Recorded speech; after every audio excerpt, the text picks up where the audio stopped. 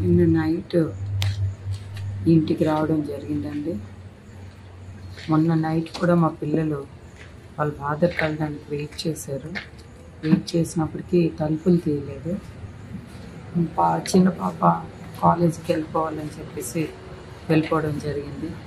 పెద్ద పాప ఒంటరిగా ఉందని చెప్పేసి నేను తోడొచ్చి నిన్న ఎలాగైనా గేట్లన్నీ తీయించి లోపలికి అనేది మేము ఎంటర్ అవ్వడం జరిగిందండి. మేము ఎంటర్ అయిన తర్వాత శ్రీన్ గారు వాళ్ళ బ్రదరు దుబార్ శ్రీధర్ ఇద్దరు కలిగి వచ్చారు. ఎవరి ఈ డోర్స్ తీశారు, ఎవరి తలుపులు తీశారని చెప్పేసి చాలా అసభ్యకరంగా, చాలా వల్గర్ లాంగ్వేజ్లో దుర్భాషలాడుతూ పెద్ద రాడ్స్ తీసి, మీరు వీడియోలు కూడా చూసుంటారు, ఒక పెద్ద మార్బుల్ రాడ్ తీసేసి కొట్టేస్తాను, చంపేస్తాను అని చెప్పేసి మా మీదకి అటాక్ ఇవ్వడానికి ప్లాన్ చేశారు.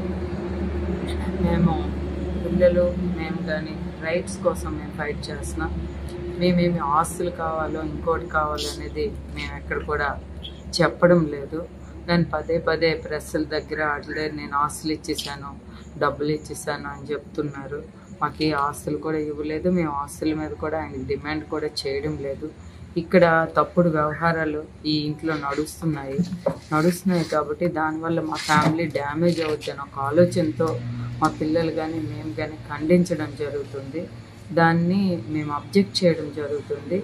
కానీ ఆ విషయాలన్నీ పక్కన పెట్టేసి ఇవి తప్పుతో పట్టిస్తూ రకరకాలుగా ఫ్యామిలీని, పిల్లల్ని అందరినీ కూడా రోడ్డు మీదకి లాగేసే పరిస్థితి తెస్తున్నారు. ఇది దగ్గర 1 year అవుతుంది సిచ్యువేషన్. ఆల్రెడీ సీఎం గారి దృష్టిలో కూడా పెట్టడం జరిగింది. బిఫోర్ ఎలక్షన్స్ కూడా ఈ సబ్జెక్ట్ జరిగింది.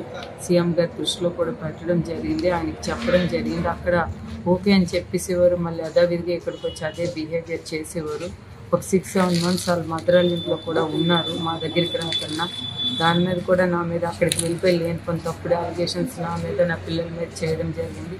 అక్కడ ఉండేటప్పుడు కూడా నా పిల్లలు వాళ్ళ ఇంటికి కూడా వెళ్ళడం జరిగింది.